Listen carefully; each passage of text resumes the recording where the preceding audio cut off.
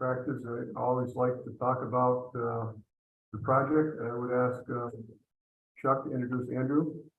And Andrew can give us the questions on reasons why he's looking for assistance and what the project means and what the project means to Lake George. So, Chuck. Okay, so to my right here, we'll try to get on one screen is Andrew Broder, owner of Yankee Marine, and with that, Andrew, I'll turn it over to you to start the project and answer some questions.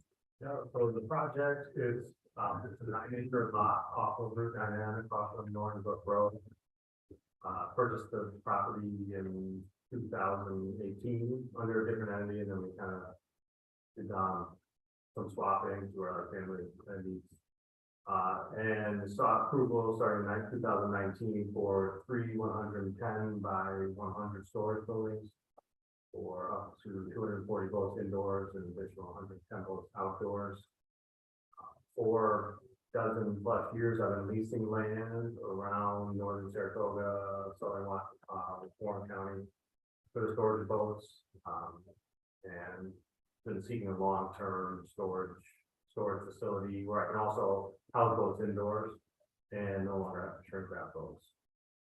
Our main dealership location is at 3578 Lakeshore Drive, which is northern Lake George on Bolton Road. We currently run all of our sales and service operations out of there, as well as storage of some boats.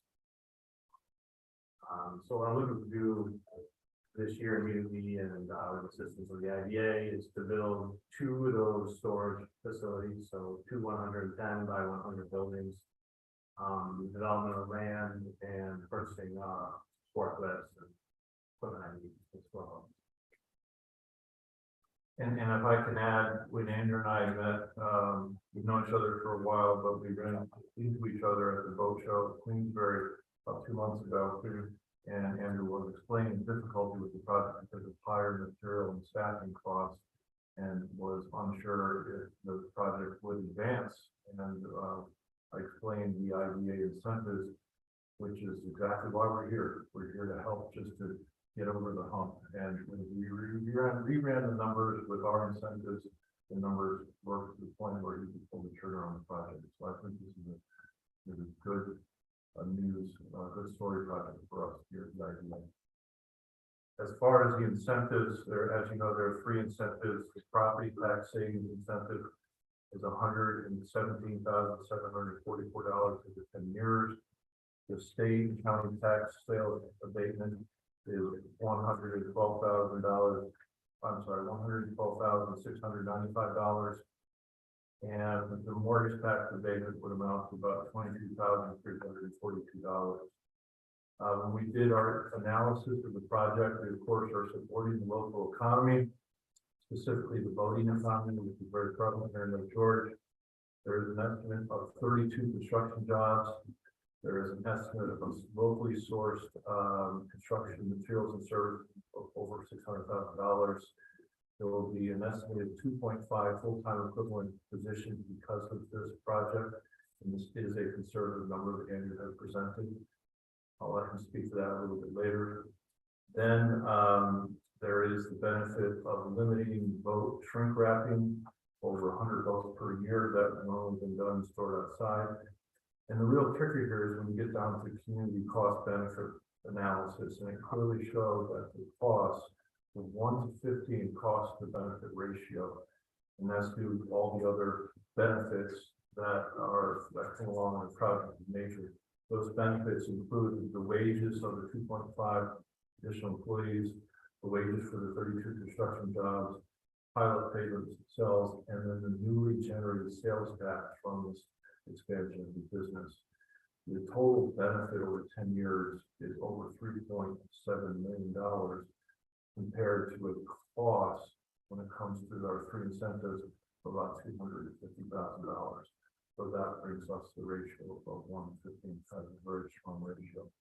As far as the current net present value over the 10 years, it's over $2.9 million. So this is clearly a project that the community benefits from. With that, Andrew, do you just want to explain the jobs a little bit, both the construction jobs and the 2.5 FTE? Yeah, the construction jobs, pretty candid, so as far as excavation of the site, preparation, concrete work, steel erection. So I'm working with Munter Enterprises, we'll do, all the steel erection and the DC and the entire project. The additional job that I provide through Yankee or through the expansion of my service department. So by being able to access the boats year round, by being able to put them inside in a facility where I can grab each boat through the winter and continue to do work, then I can keep staff on. I also expand the number of boats I store, and then keep staff on through the winter so that we can do work on these boats through the winter, rather than having to put them away out in a lot, shrink wrap, cover and stuff. Okay, thank you. Any questions? So I need to do the public hearing now. So I need to ask, you've heard the purpose of the meeting. Are there any questions from the public or comments from anyone in the online or in the room? No, you're not public. But I just had a question, because the shrink wrapping will do, you're still gonna have the capacity for that same number of boats or something. They can Yeah. place it there outside, So that's really not cheap. So right now, I mean, what I would like to do ideally is to, right now we store about 150 customer boats, and I do 110 down on Route 9.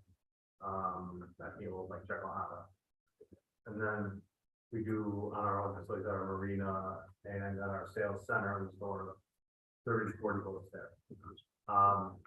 So what this would provide me, this provides me for 2 months when with all 3 buildings done, or at least for just these 160 boats in work. Basically, all the boats that I store outside now, with these 2 buildings, I'd be able to put them aside. The additional capacity would then be outside capacity, and then the third building down the road. Which I would do. And then also additional, so because of our constraints, like our land constraints up at our retail center, we don't have enough room to put the boats that we sell there, so we would have to have boats off site. So by able to pull the storage boats off that lot, then I can be able to put more sailboats and increase our inventory. So I need to ask another time. Any comments or questions from the members of the public?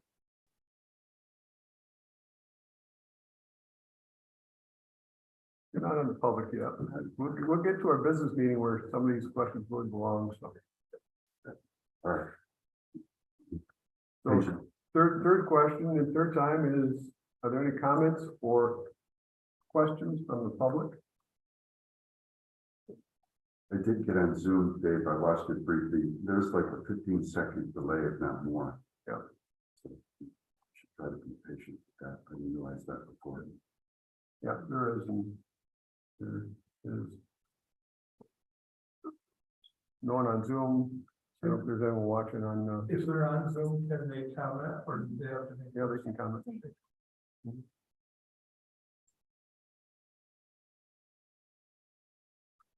Anything coming in from YouTube?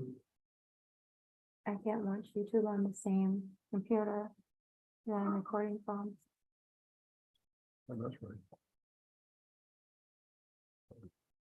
Okay.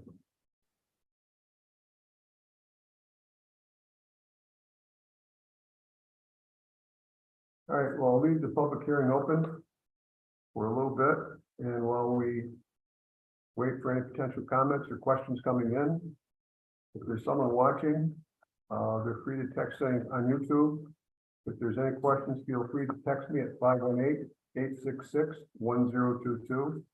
Again, if there's any comments from the public on the public hearing and the subject matter public hearing, please feel free to text me at 518-866-1022. Thank you. So having said that, I'd like to start with the CDC meeting. We have Joe Scott here with the CDC meeting. So this will be a quick one. Ally, would you please call your meeting, CDC meeting order? And roll call, please. Mary King. Here. Ginny Sullivan. Here. Nick Carmano. Here. Juan Gonzalez. Here. Brian Campbell, Here. Tim Robinson, Here. Mike Wild, Here, Dave O'Brien. Here, Okay, we have a quorum. We have 8 out of 10. and, so the next is I need a motion to approve the minutes of the meeting from April 17, 2023. Move. Moved by Nick, do I have a second? Second by Mary. Any omissions or corrections? All in favor? Aye. Opposed? Carried. Mr. President, review of financials. Sure. I have before you the balance sheet, and the income statement, balance sheet as of April 30th, 2023. Obviously, money's been moved over to what's called National Bank and their, what's called an interfied network deposit account. For municipal organizations, we're 100% FDIC insured on our money over there, because we exceed the 250 FDIC coverage for any bank. Balance sheet's healthy. The income statement is showing negative because we made a grant to our own IDA of $150,000. It's basically the financials for the CDC at this time. Okay. And the next order of business, any questions for Tim? Need a motion to accept the financials? Motion by Brian, do I have a second? Second. Jenny, Oh, dude. okay, I think that's a roll call. Mary Kay. Here. You accept the financials? Yes. Okay. Ginny Sullivan. Yes. Nick Caimano. Yes. Juan Gonzalez. Yes. Brian Campbell. Yes. Tim Robinson. Yeah. Mike Wild. yes, Dave O'Brien. Yes. Okay. New business, we're sent a resolution to approve the Adirondack Housing Association bond amendments. We have Joe Scott here. And Joe, if you'd explain it to us, I'd appreciate it. Happy to, Chair. Good afternoon, everyone. We participated in this transaction back in 2012 and have since done one set of amendments. You have the resolution in front of you. I think the way I'll start by way of explanation is if you go to the last page of the resolution, you'll see that there's a letter attached to the end of the resolution making a formal request of the issuer to make amendments to the underlying bond documents. And the background here is somewhat technical, but also somewhat interesting. We're all familiar with the prime interest rate, the prime rate, which is an interest rate index that some of, maybe your borrowings have been subject to. Well, there's another index called LIBOR, and that's referenced in the letter, and that stands for the London Interbank Offered Rate. And if I'm going too elementary, I apologize. I'm going to give you what the shtick that we typically give on these matters, because we've done, I think Chris Canada, my partner, who is sorry that he can't make this meeting, he's at another IDA meeting where he's addressing one of these requests. I think he's on number 25 of these amendments. But what's going on here is that the bond issue issued by the issuer and purchased by the bank had an interest rate index in the bond based on LIBOR. And what's happening is throughout the world, not just the US, but throughout the world, the London Interbank Offered Rate is being replaced by another index rate called the Secured Overnight Financing Rate, and that's called SOFR. And so what that is requiring is that all of these bond issues that have been done throughout the country, the state, the world, et cetera, have to be amended to take out this the LIBOR interest rate index and replaced with the interest rate index of SOFR. And so that's what we've been doing throughout the past 3 or 4 months, because LIBOR is going to be phased out at the end of June. So what we've been requesting banks and companies to do is send each of our IDA or LDC clients a letter formally requesting this change, because as a corporate body, you don't act on a phone call, you act on a written request. That's why, for instance, you have an application for IDA assistance or LDC assistance. So we attached the letter to the end of the resolution to create a good paper trail as to why you're doing what you're doing here, or what's proposed. So that's the background. And please interrupt me if you have any questions or comments. If you then flip to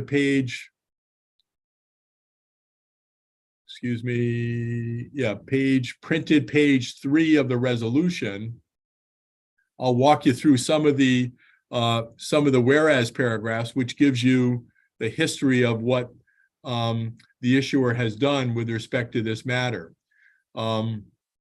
As I indicated early on, let's see.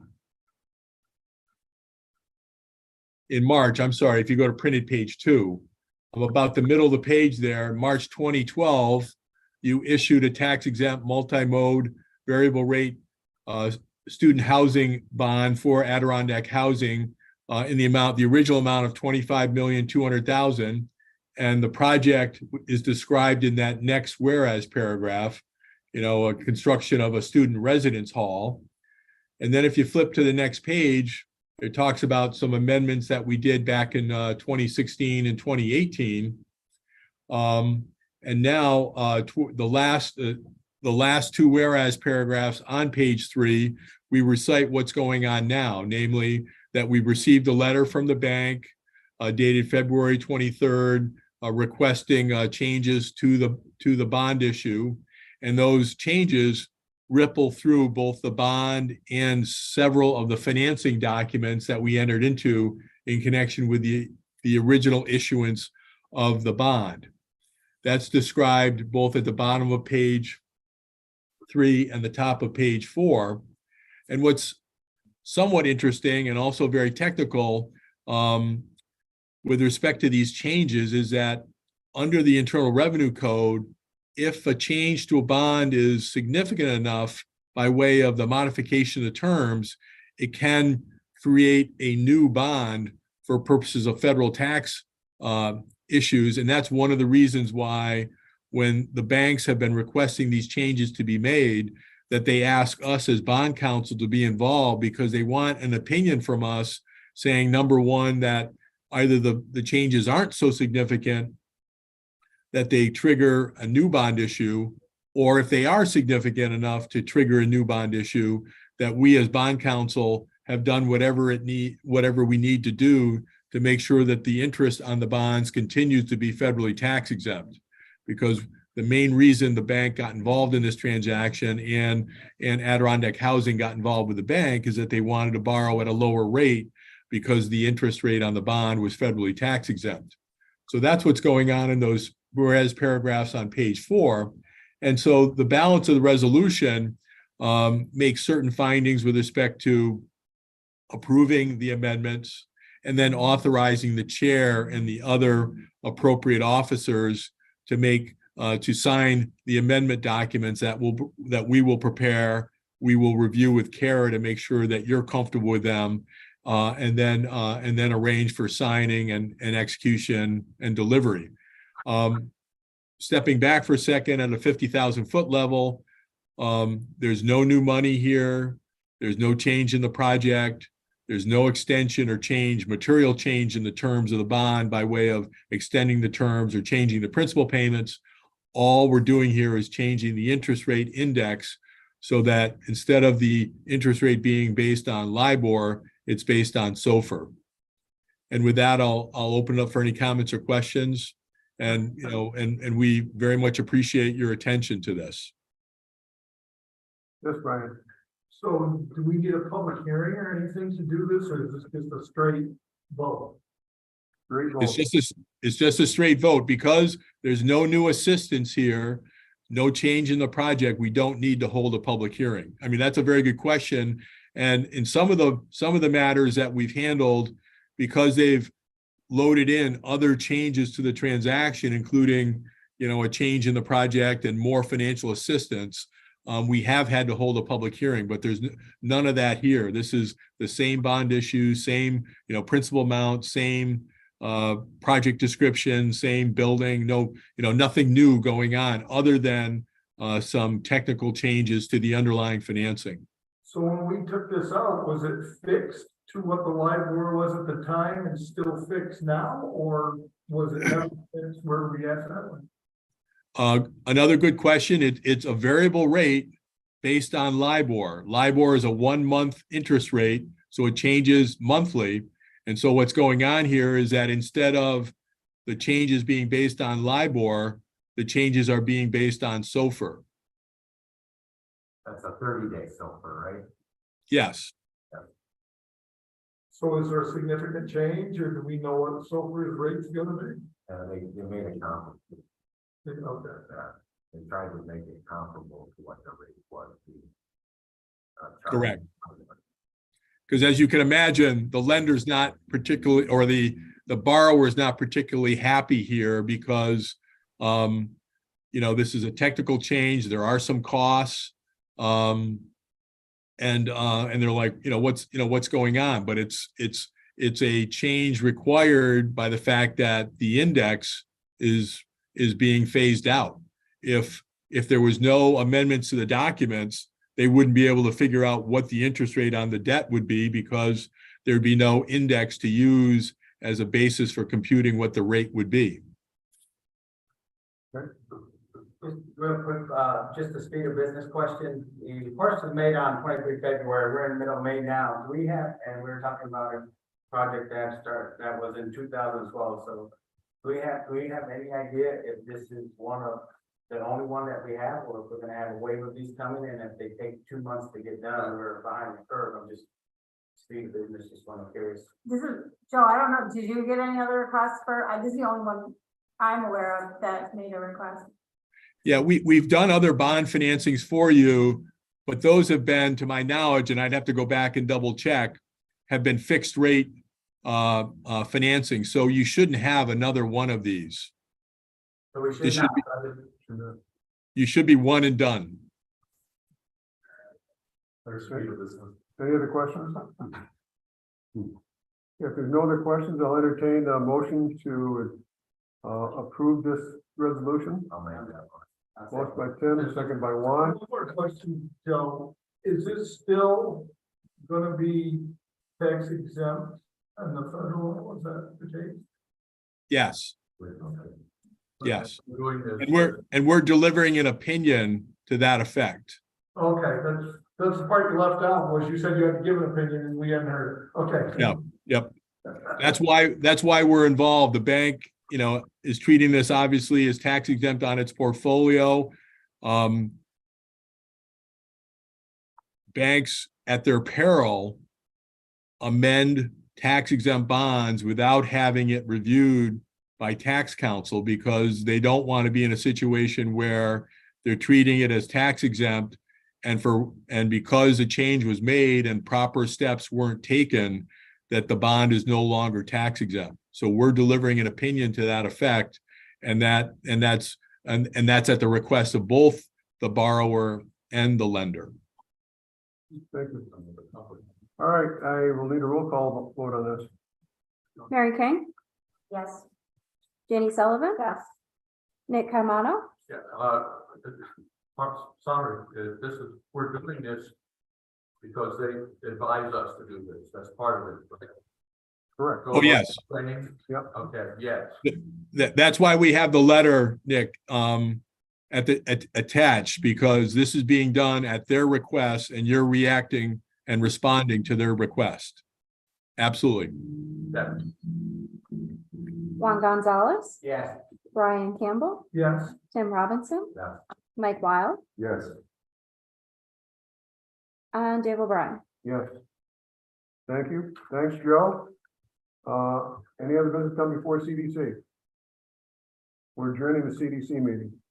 So I'd like to remind people, the public hearing is still in effect for a few more minutes till we get to the resolution. So now I'd like to open the IDA meeting. Please, Attendance again? yes, please. Okay, Mary King? Here. Jamie Sullivan? Here. Nick Carmano? Yes. Juan Gonzalez? Here.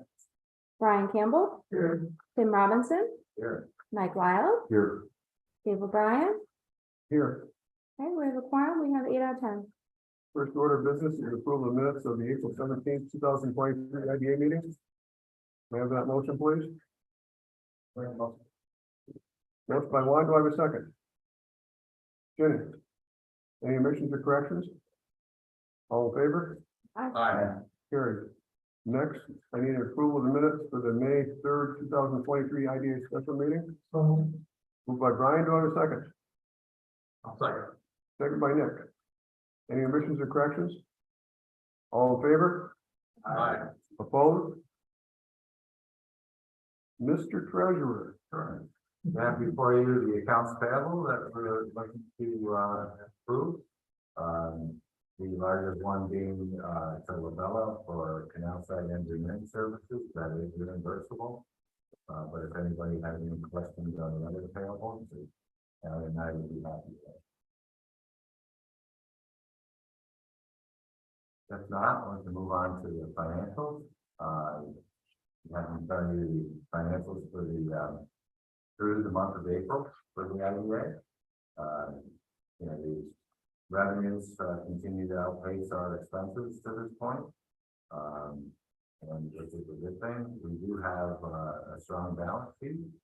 I certainly would open it up to questions on the finance. I would like to, since it does, we did get the additional lease signed by Hewitt or by CHPE for the 6 acres, so that's an additional 10,000 something revenue a month. So combined, that's almost $250,000 a year in revenue coming in just for the lease of that. And okay, go ahead. Yeah, and the only thing I'll mention is that Chairman suggested Chuck and I and Ally, anybody else would like to be involved, we're going to try to forecast out cash flow for the next 3 years. So we figured out that we know where we're saying. Yeah. So at a certain point, both those leases are going to go away. And the second we just adopted is just right now it's a month-to-month lease. I'm guessing it's going to be 1 to 2 years, but depends on how their progress makes. And right now I'm really amazed at the progress they are, the pace they're setting, I should say. I would have thought it was going faster than that, but that's what it is. And in 3 years, we'll get another $2 million payment, so that's good. So, having said that, I think it's good to forecast it, and we understand where we're at, so we have some variations in expenditures we have to make, so we need to know where we're at and go from there. Any other questions? Okay. Thank you. I need a motion to accept the accounts payable approval and the year-to-date financial report. Motion by Brian, second by Juan. Any further discussion? Roll call, please. Jenny Sullivan? Yes. Mary King? Yes. Nick Carmano? Yes. Juan Gonzalez? Yes. Brian Campbell? yes, Tim Robinson? Yes. Mike Wild? yes, Dave O'Brien? Yes. We're gonna change your order of business. I know Andrew's with us, and I'd like to do his project. I know that you might find the rest of the meeting boring, but he's interested in, so let's move to the Yankee Marine project approval.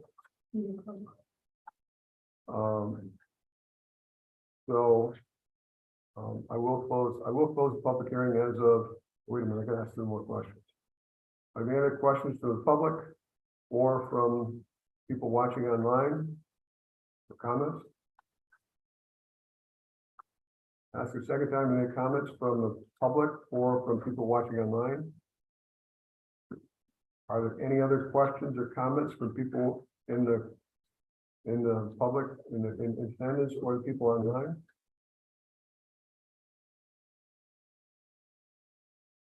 Having heard none, I will close the public hearing at 4:37. So in front of you, have the Yankee Marine project, resolution was provided to you. You heard a little updates on what there is, but I have some questions I always like to ask. And I know you've been working on this quite a while, Andrew. And, you know, I was looking at what would happen if you didn't get assistance for the IDA in this project. Continue, I mean, I would continue to do the property sort of both outside. And have land.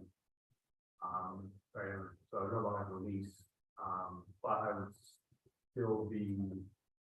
would still have to shrink wrap boats outside, which limits basically any kind of work I can do on boats from, October, November to, April, May.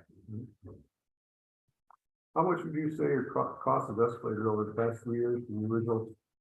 Escalating cost escalation. I mean, excluding private interest rates, over 150,000 per building. 40+% per building.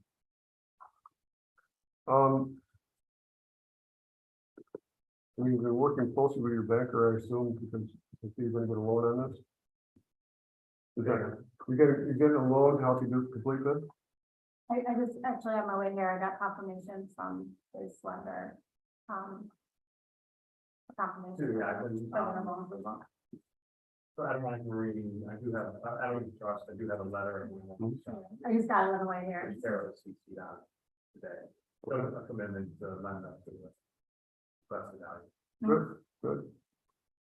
And one of the things we're finding nowadays that banks are really grooming through the pro formas and their balance sheets, and they're actually sending people to get assistance. Because while the financials look good, the first 5 years is the worst time, and the more you can make your financials, your pro formas look better, the better off you are. In some cases, it's stuck a business because they can't afford the interest rate, they can't afford the banks won't approve the loans.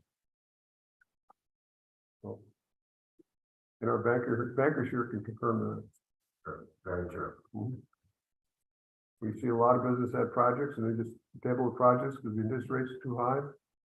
And if someone come back, we're making a good investment to the public, because if these projects don't go, there is no increased assessment.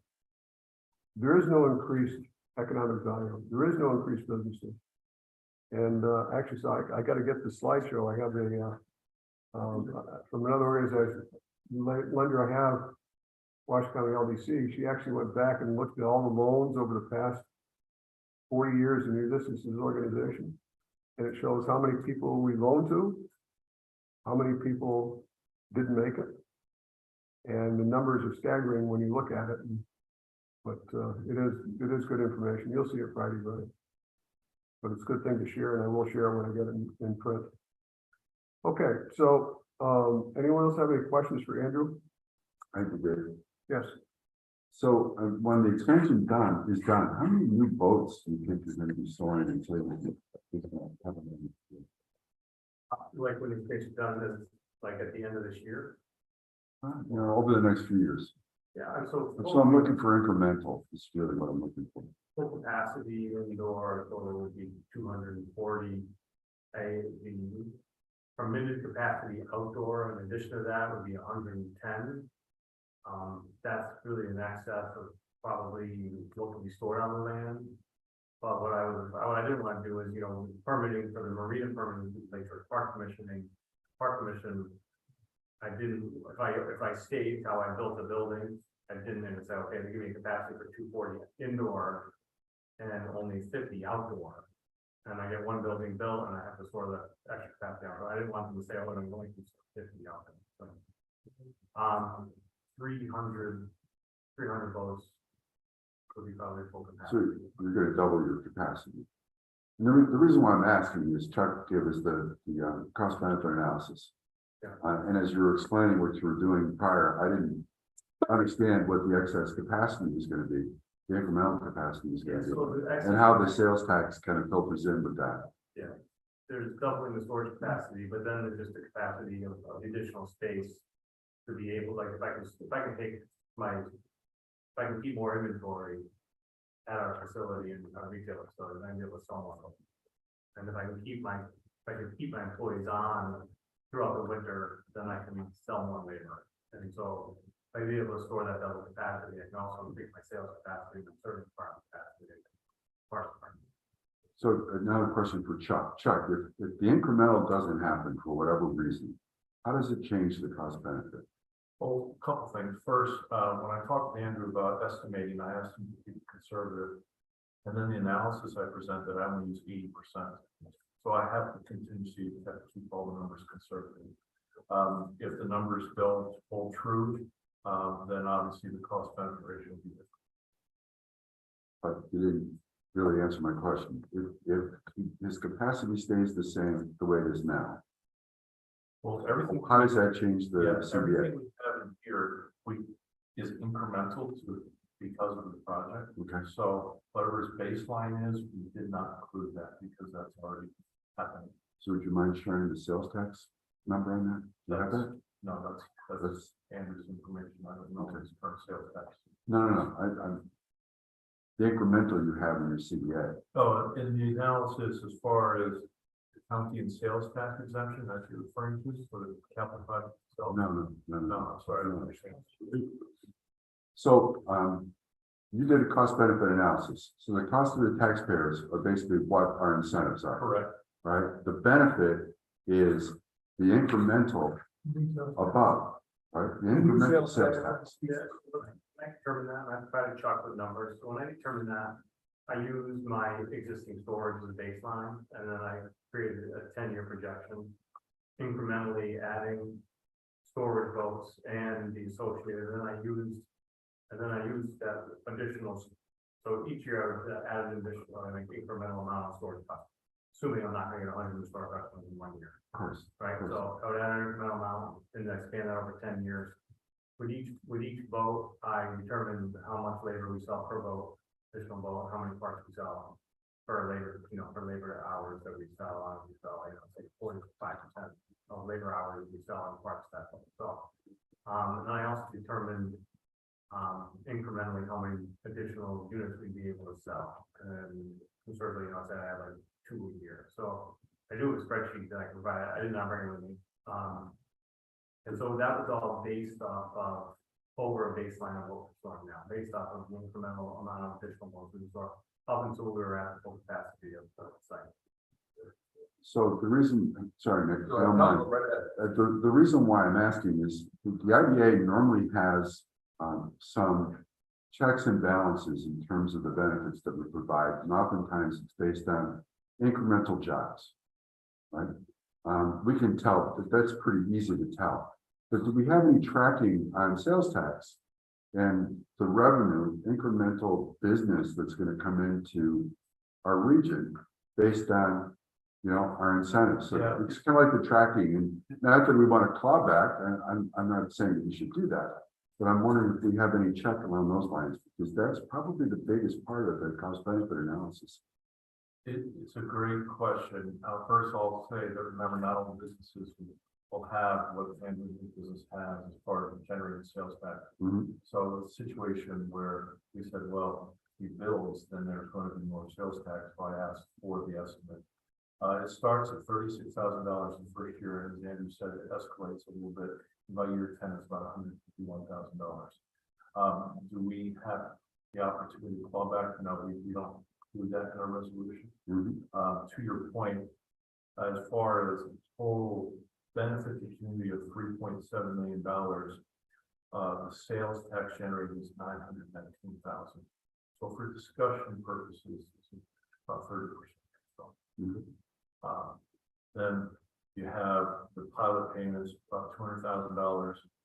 You have the 32 construction jobs, $400,000.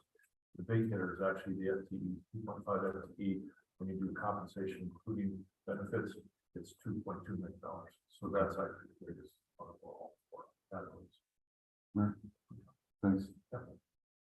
Nicholas, Is there any additional service for the beach? You're gonna be able to do that, more service?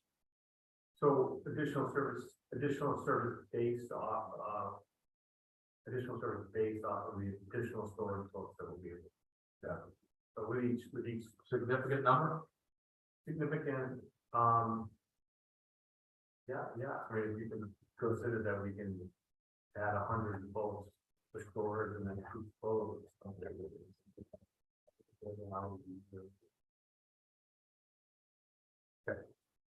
but I think what he's gaining is 12 months. I mean, I'm speculating here, but I know what I would do if I had a boat and I was gonna have the service restored. I would choose to go to someone who could do that maintenance year round. Yes.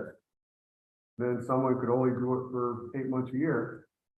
Because depending on your backlog in the spring to get it ready for it, I might be penalized for not being able to get my boat when I want it. That's what my thought was. And as far as like my labor hours, so there's two ways that my labor hours can increase. So first thing is by being able to store my boats, be able to sell those boats later. Second thing is just the efficiency of my technicians throughout the whole year. So that I can, those boats which I would not be able to work on in the winter, I can work on, that frees up their labor hours in, say May, June, that I can now sell to other customers. Well, like you said, you're a stronger operation for voters. What about in your new area? Any complaints to the town? No, so when it passed through the town without any public comment. Response. Great. Good. And to the ATA. So it's been through, I mean, there was no public response on any. Any taxing agency response? We have sent this information to all the affected tax jurisdictions, with one, and it was supportive, but nobody is here. So maybe that's no news. It's good news. If there was an issue, I'm sure someone would. The one we corresponded both is right in his office right next door. Here in the town of Lakewood, yes. So one of the unintended consequences is actually good. Because if he can do the stuff in that area he's buying, it's freed up the area he was leasing for more business. And that really helps the region. Yeah. Right. Especially from a sales tax point. Yeah. Being a boat owner, I know the cost of the boat. And, purchase one. With sales tax. What percentage of your business comes from outside of the Warren Washington County area? Warren Washington County, I don't have like part numbers, so I have not like gone through my year, but I would have to say outside, I would have to say we sell 60% of our boats inside of Warren Washington. Okay. There's one of your competitors whose numbers a lot higher from outside. Yeah, so I mean, then we have another Sarasota County, and it depends, obviously, with the boat, it depends on where what actually registered to. If you're an Albany boater and you keep your boat as rent dock up here, you're register home, even if you're going to Lake George. If you live in New Jersey and you have a second home in Lake George, and 7% sales tax, you're gonna register on it. The one I'm talking about, he ships his boats all over the country, so. Now you know who it is. Yeah. I just have one more question. The 2.5 employees, and that's in addition to what you have in base employees now, or? Correct. Okay, and then you actually lay off the techs in the winter? We're a seasonal business, so I lay off, we currently keep 12 employees year round. And I gotta include myself, so there's 12 staff year round. We have the marina business, which is a lot of summer, just high school, college kids. So we go up to about high 30s, 40. But the year round staff would be my service department, my sales staff. So it would be an additional technician, a year round full-time detailer. And the hauling staff, able to like haul over transport. So you would increase by 2.5. No, I would increase. I would add an additional vehicle for your detail, which I don't have. Right now, I just do seasonal, temporary, whatever. Right now. But I think and hire an additional hauler. Okay, good. one of the things I heard somewhere along the line was that right now, if you shrink wrap the boats, it's a pain in the butt to unshrink wrap them, bring them over to the service area, then take it back and shrink wrap them so they actually really stay there. And to plow around some of these boats would be a really pain in the. Nice project. Okay, any other questions? Yeah, Dave, I have one more. It's more for the board, though, more of an enlightenment in some of the issues that's happened recently in Warren County with the board, and you may have seen it in the Post-Star. We've decided to merge our transportation organization with CDPA. Part of that deal is $1 million of mortgage tax proceeds that we need to provide through the CDPA to make this merge happen.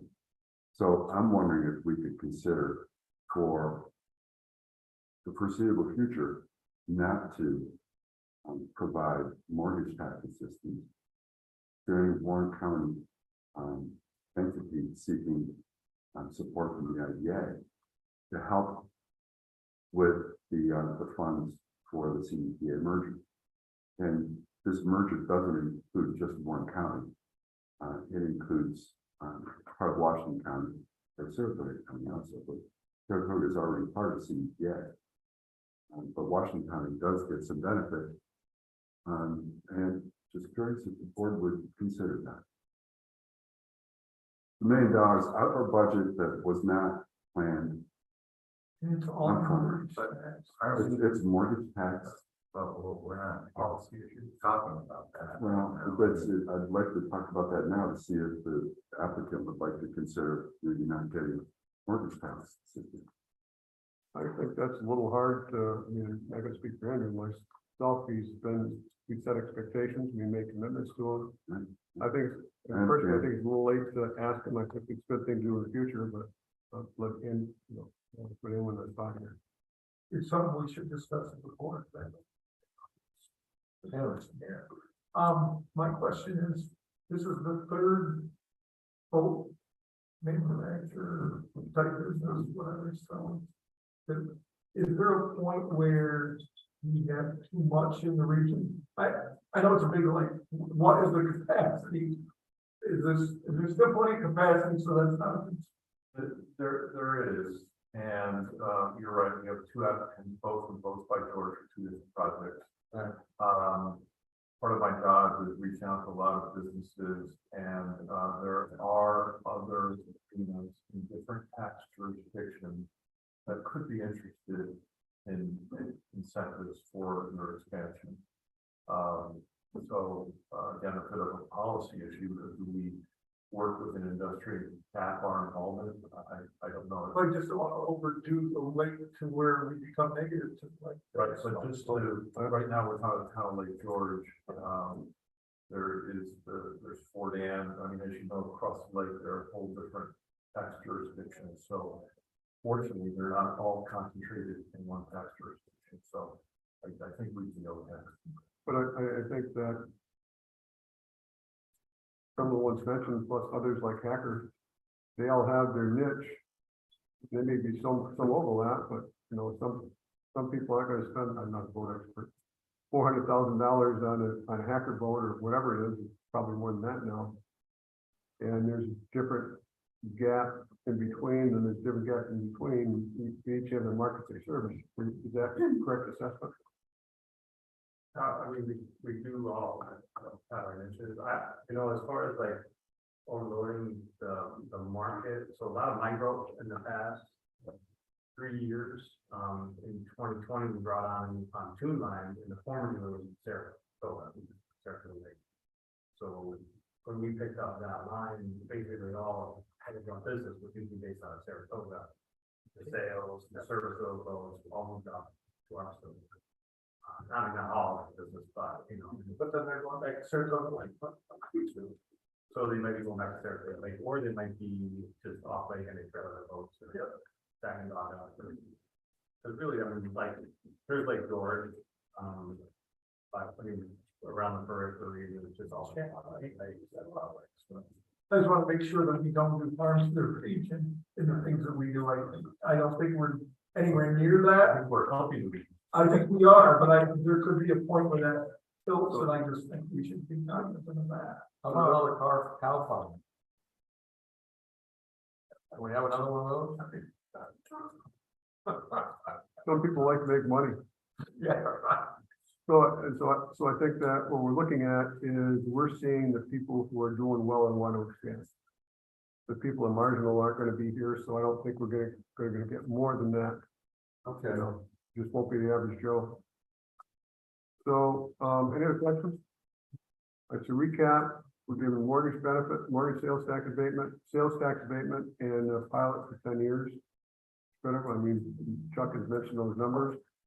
The seeker had a next declaration on 7/14/2020, and the APA got his APA approval on 2/2/23. For the record. We did, as was mentioned, we did our notices required by law to the town, school, village, other interested parties, and also other people asked for information that was submitted. We have not received any feedback from any of those, either pro or con, so take it the way you want. So you have in front of you a resolution approving the Yankee Marine project. So I'll entertain a motion to bring that to the floor. Moved by Brian, second by Tim. Any further discussion? Roll call, please. Mary Kay, Yes. Jenny Sullivan, Yes. Nick Armato, Yes. Juan Gonzalez, Yes. Brian Campbell, Yes, Tim Robinson, Yes.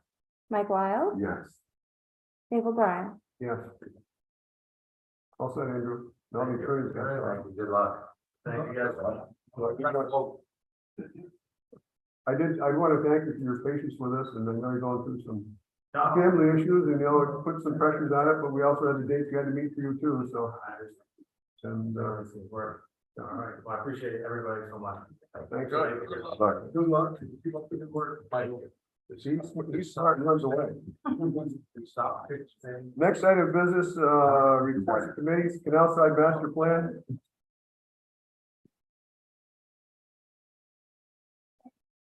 Dan's not here to do Would you like me to do it. Yeah, it? You sure? sure. I don't think it's what we're not here. I'll be there. With the Canal Side Energy Park. Okay, that's enough. Oh, great. We have our weekly Bell meeting. We had one last Wednesday. Things are going on very well with the engineering for both the stormwater, the sewer, and water design. We are checking off the various steps. We have people in the field almost every week. We are now at a point where we're doing some public notification for NEPA, including needing to get some tribal consent. And something like this is not only, there's all sorts of different steps. So we have tribal consultation, we have an 8-step process associated with wetlands, we have the New York State DEC species consultation, and then we have SHPO, which is the historical preservation process. Thus far, we believe we're okay. We will be doing some digging for making sure archaeological issues are not in front of us. If we get an archaeological issue, that will obviously cause a delay, but it's a point we don't have any implementation. But I will say it is a region where there is no archaeological elements. We look to move to complete the EA in July. We look for notice of request to release funds in July, and we'll do that also with the village. I'm hoping that we have everything done before we get to September as far as the funding associated with the project. We do have a very detailed schedule with Lobella that they update every 2 weeks. Thus far, everything's in green, sort of green, yellow, red. Again, with some of the archaeological and other surveying work we're doing, if we get an issue, it could cause yellow, could be delayed at this point. We're not terribly worried. We're just pushing so we can get this done as quickly as we can. Hopefully come in by the September time. Okay. Any other questions? Staff report? You don't know if he's finished. No, we're good. Okay. Okay, so let me switch on the staff report. I'm gonna try not to be redundant with things that we either have talked about or will be talking about. Over the past month, I've met with 2 local banks to discuss IDA initiatives, including bonding opportunities. Both banks have responded favorably, more to come there. We met with the executive director of the Greater Greenwich Chamber of Commerce back in mid-April, discussed opportunities for collaboration, realized that the IDA website is not linked, or a link is not provided by their website. And they have to provide it soon. They would think their website will know a little more about us. Also conducted a tour around the Greater Greenwich area of various manufacturing facilities from the sort of roadside tour. That helps me understand our local businesses a little bit better. Also attended the Greater Greenwich Chamber annual dinner, including with several elected officials. Actually sat at the table with the mayor of the village and also several village board members who talked about various economic activities going on in Greenwich, including working with between the town and the village, and they're working on a comprehensive plan right now. For us, having a comprehensive plan with the region helps us focus our initiatives. Also provided a tour of initiative party in our 41,000 square foot building canal side. More to come on there. Toured the former Morecon site in White Creek. There could be some business opportunity there. More to come on that.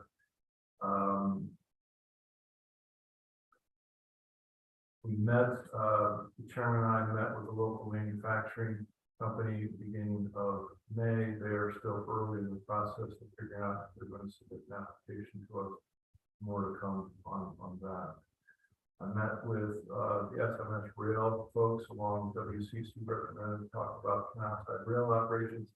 Everything is going well. Good opportunity to go meet with SMS rail.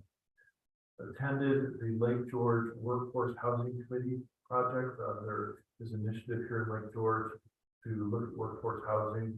They've contracted with Moines to do a survey, and now once we understand the need for workforce housing, we're going into developing some action items which might include IDA incentives. We are happy to say we have, well, actually the logo, we'll talk about the logo on the website later. Today, I presented to the Southern Adirondack Realtors Association with what we do.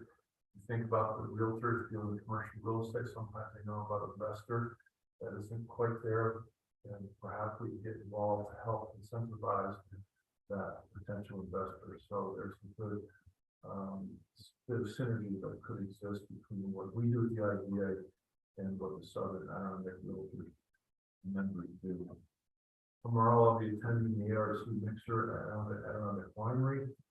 And as far as update on our prospects, we have ongoing meetings with 2 upcoming applicants. We have 9 potential applicants that are delayed because they're waiting for either zoning, engineering, or banking issues before they can advance their application. We have 9 companies who may be interested in application but are still exploring. We have 9 companies that are inactive, and we have 10 companies that have decided not to advance an application. With that, that's the report out unless there are any questions. Mr. Chairman, I've got a couple of comments for the board and Chuck. You don't mind?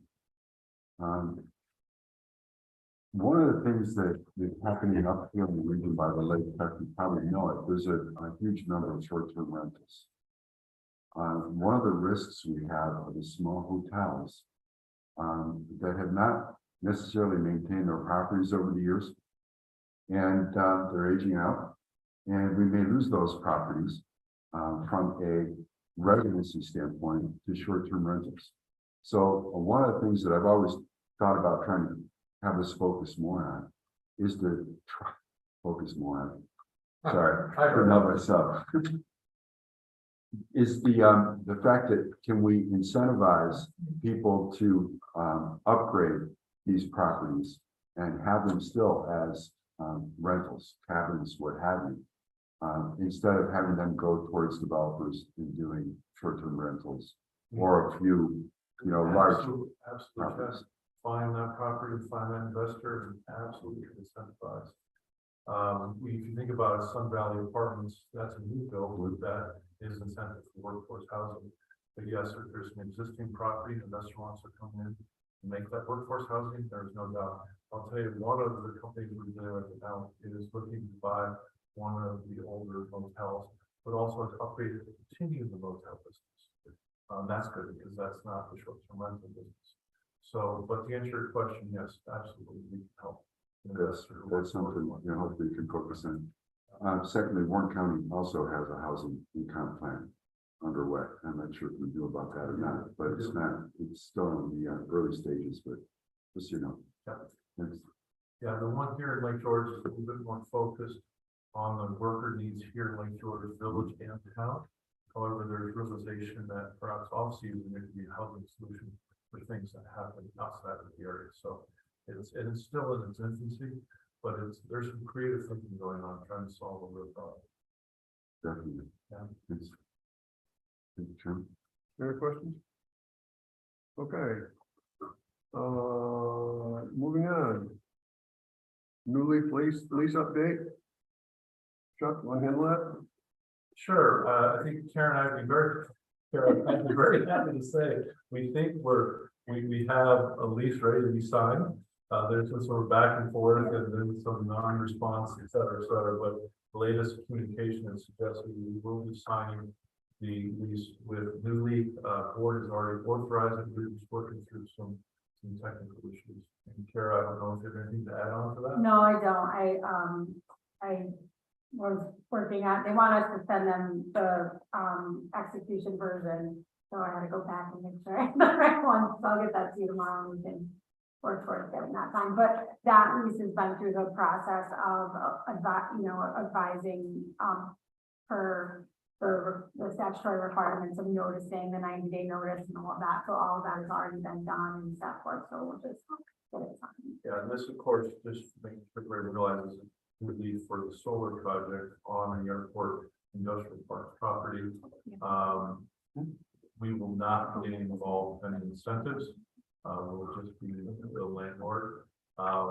They did inform me that they recently received the interconnect report and it's very favorable. And right now they're dealing with some wetland issues with clarification on the wetland issues. If they get through the wetland issues, I think that's going to be their last hurdle. Then we'll be learning more about them advancing the project. So far it's working out fairly well. This is one where they claim they could put them on top here and the wetland wouldn't be. Well, they can, the way the wetland is configured, it's not all wetland and they can work around what's there. Well, they actually can drive pylons in, and it's on a platform above it, so. They'll have to get that approval from Army Corps of Engineers, lovely Army Corps of Engineers. So you also have, in conjunction with that, you also have a resolution.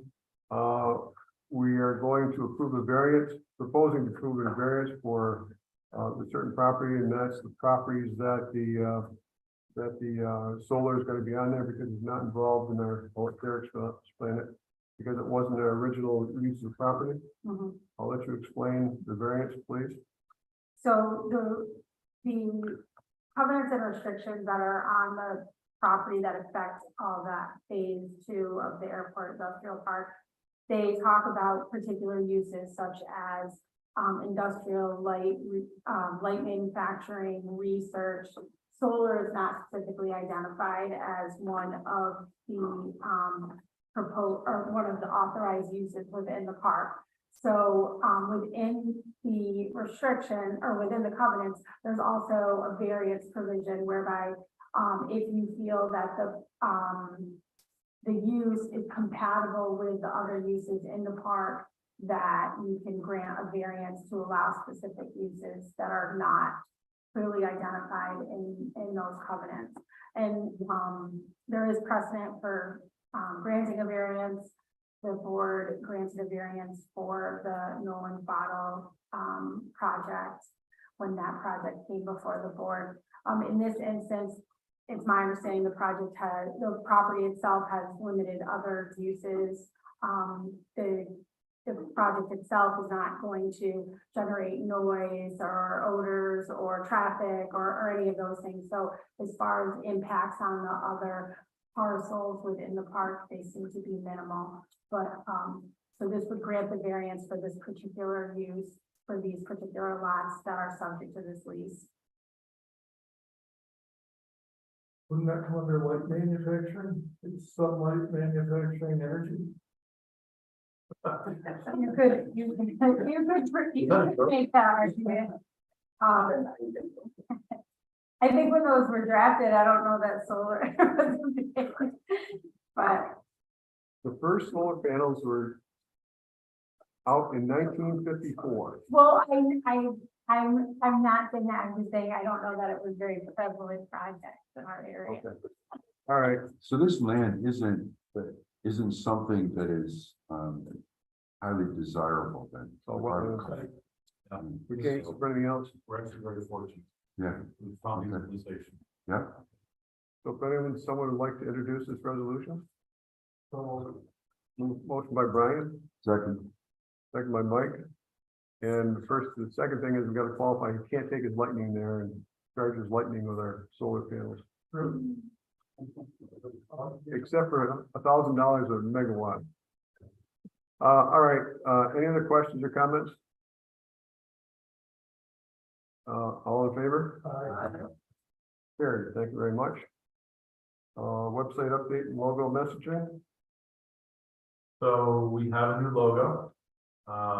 Very interesting process for Ally and Dave and I, and we get these examples and one person like one and one person like the other, and went back and forth, and then finally we said, okay, we've got to figure this out. We jumped in the room a couple Mondays ago, and we figured out the logo that we'll now see. And I just want to highlight, not only is there artwork in here, but it does identify that we are the Warren, Washington, and and I think most importantly, it talks about what we do. And it's a very simple phrase, promoting local investment. That's what we do. A lot of times people don't know what the idea does. So I think this will help us educate the public what we're all about.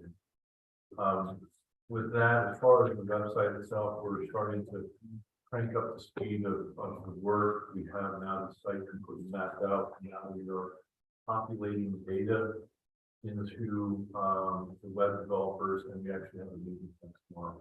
So we're looking to launch this new website, frankly, as soon as we can. So between our availability and their availability, we're just going to keep pushing along and hopefully have this launch very soon. Good evening, Brian. Should that be green instead of blue?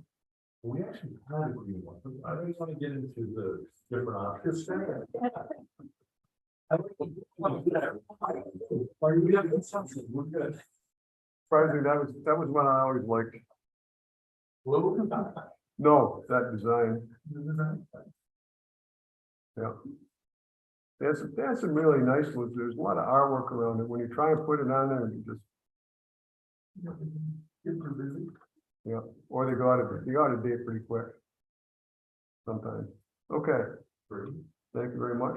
No, not the green, there was design. Not the green, it's the design of some of the other ones we had. Oh, You know, they're contemporary and then they change contemporary goes away quickly. but if you look out the window, Everything we green. live in a green world. Okay, Hmm. so, that's enough on that. CVE resolution, we have in front of you a resolution to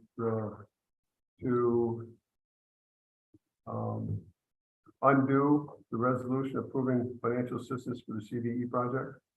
Lots on the table. Motion by Juan, second by Brian. Any further discussion? Do we refund any fees? Yeah, that was my question. Did we get any money back from it? We got promised we're gonna get paid. What they owe us is about 10 grand. 10 grand But for legals. we also, someone noticed me that we also have already closed on the property, so So this resolution isn't in effect until we get paid. in effect.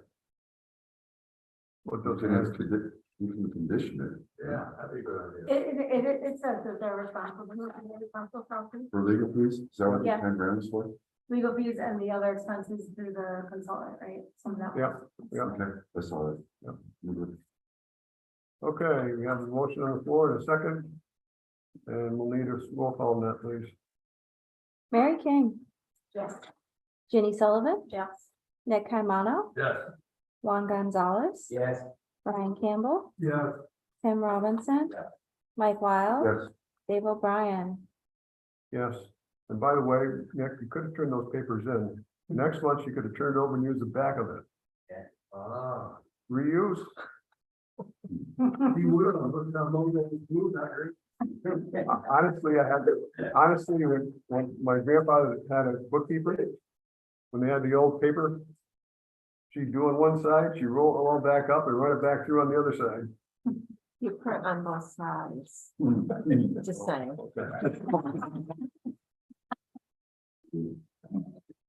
Okay, so. Any other business? Yeah. We should entertain this or what, dialogue. thank you. I honestly think, I don't know why can you explain why Warren County is tied this to mortgage tax? Why is It mortgage? is, it's based on state statute. That if you're gonna join one of these regional transportation authorities, that the deal is, it's 1/4% of your mortgage tax proceeds for the future. So, it's probably gonna be about, well, let's just say that it ranges from around 800,000 to 1 point something million over the last 3 years. Now, 1 point something million is COVID when we had the big rush. Yeah. They'll be over, This is rough. if Warren County does, they haven't done it yet, right? No, the resolution's been approved. Well, so will they be looking for 1/4% more in mortgage tax or? No. Rich here? No, it's a portion thereof that has to go. So I'll need to see, I'll talk to Larry. Because there may be a portion of that has to be paid towards that. Yeah, so maybe when we give them Yeah, an exemption, 1/4 of it, they still have to pay for that reason. That, yeah, they I may think that's have to what- pay that portion. Okay, There is, it does impact the IDA that yeah. that portion of, let me pull that statute that applies to us. And I'll let you know. Okay, just a 1/4%. Yeah, I'll talk to Larry about that. Out of curiosity, how much is the county collectively your mortgage? I know that. 800 to a million. Well, that's 1/4 of 1%. It's, let's just say $1 million. I'm not sure how that. No, I'm just wondering how much they collect. I mean, are they a few million or whatever? It's more than, yeah. Yeah, so they're allocating a portion of what they already get. Yes, that was allocated to our general fund, Right, right? So now it was allocated throughout the county. right. And now we have to find new sources to replace those funds. So does that mean you think that Washington County will have to raise their mortgage tax from 1 to 1.25? No. No, Because yeah. and I think that we. What? Yeah, I think there's a limit. Washington County's at 1 1/4 right now. Right, we just got, When we did that- updated ours to the same as yours, but I don't know either one of us. That was No, you back can't. when we did Right. we did the loan for the stone building. Yeah. So we used that 1/4% for SUNY. That's only being used it for. We can't use it for anything else. Washington County. Is Scott going now? 1 1/4. 1 1/4. Scott is retiring, I think, at the end of this month or the end of next month. Yes. He did a good job. Did a good job. But With no it's, help. it's something our local economy definitely needs. Oh, Right, they can't go without it. The college. He lots wanted of to money. resign. Pardon me? He wanted to resign. No, he wants to retire. I mean, retire. There's a difference. No, but he wasn't forced out. No. Okay. Good. But there's an issue with CDL drivers, as you guys can all probably imagine, that's a big hit. Yeah. And, CETA has the ability to draw from different areas. Yep. So when we need more in, say, the summertime, they've been able to help us out over the years. But now it's going to be more of a, you know, less of a partnership and more of, it's their deal to help make this happen for us. Will that expand into the Adirondacks even? Well, they're not making any commitment to that. Of course, it's going to depend on the financials, right? Yeah. But one of the goals we have, Chuck, we want to come up and think that getting to Gore Mountain would be a great thing in the wintertime. Because the From Lake rail, George, and the maybe rail from done? Saratoga and Auburn. right, because the rail is done, right? The rail's done. Yeah, so it makes sense that something takes its place. Yeah, but it's going to depend on ridership and the like. They'll look at it closely. We've got a lot of commitments from them, but we'll see.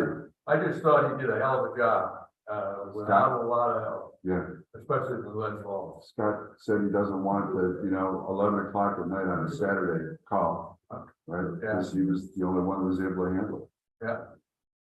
But, yeah, it's a big deal, and, maybe we just avoid the whole mortgage tax abatement for Warren County. We can use that support. But if it's not gonna make any difference. That 0.25% still goes when we do an abatement, that's my guess, but I don't know. Carol, Yeah, I've got to pull it. Your full language, so to be continued. Oh, because that may take care of it itself. That would be nice. All right, any other business? No, Can the public chime in? No? No, Yes, Greg, you're not public, you're just, sort of No, I can't vote and discuss, but I agree with Supervisor Wild there. Well, we're in a new landscape when it comes on to the mortgage tax thing. So we'll pick this up as a discussion later, but I would imagine that Warren County is not going to be really warm to granting any more mortgage tax exemptions. Do we get a resolution on that from Warren County? oh, absolutely. I'll probably get you one Friday. What do you think, Craig?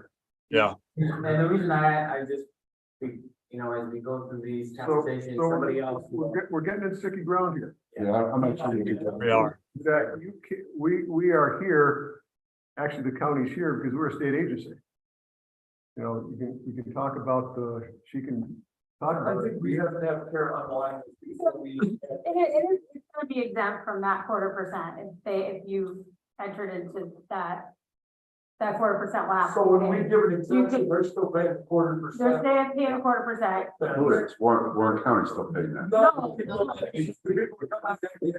The company will pay it. Yeah. It'll be exempt for one. They paid to, Warren County. So they'll be exempt. We 1%, can only- so Right. Your exemption will. And that law went into effect Yeah, in we'll just 2016.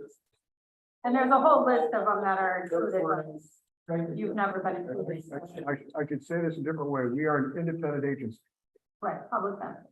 But public benefit corporation. reads the law, that's how the law says it happens, that's how it happens. Yeah, that went into effect in 2016, so certain counties had been involved in that since 2016, so there's a list here, and then I'll send this, and then you can circulate it around, but we will not have the authority to exempt that portion.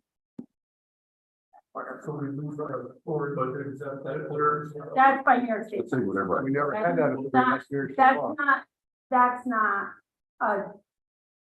a directive from the county, that's because of state law says that's what we have. Yeah, I just want to point out that we have our sibling county, Washington County, so we have to think of this in context of Washington County. And then I think we have to have a policy decision of, are we going to value the transportation issue higher versus what we do providing investment incentives? And that's an interesting question, because that's what But that's not the business we're in. We're not in transportation. No, I know, but then we're talking about stopping some of our incentives. Or that, because the state takes care of that, state law takes care of that, we can only exempt up to that order. Agreed, but we are talking about taking away an incentive. No, we're not. Because the law takes care of that. my thing I want the whole 30 grand. No, it does, and I think, yeah, I just want to point out that it could have some ramifications on us talking to it. Yeah. I think it's good with the way it's taken care of. Yeah, let you Or you will reach out with her to the. Yeah, of course. Thank you very much. Yeah, because what's gonna happen is we're gonna go to record the mortgage and the clerk's gonna kick it back anyway. So if, I obviously don't want that to happen. We hope. Um, We lost credit. Move to adjourn. No, we're not done yet. We're not. We are. I have something else listed. My other.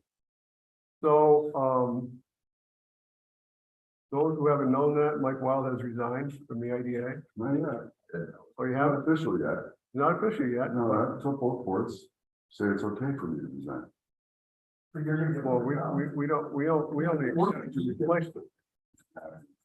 We only accept your replacement. We don't accept your resignation. Oh, that's right. That's up to Mr. Garrity, who's already accepted it Mhm. and appointed someone, That's true. proposed someone else.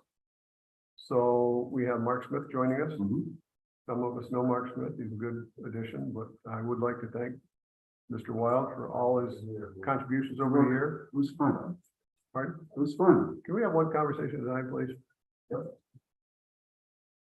So, like to thank you for your contributions, everything you've done over the years, and we appreciate all your effort, and You may see me snooping around every once in a go ahead and Stu.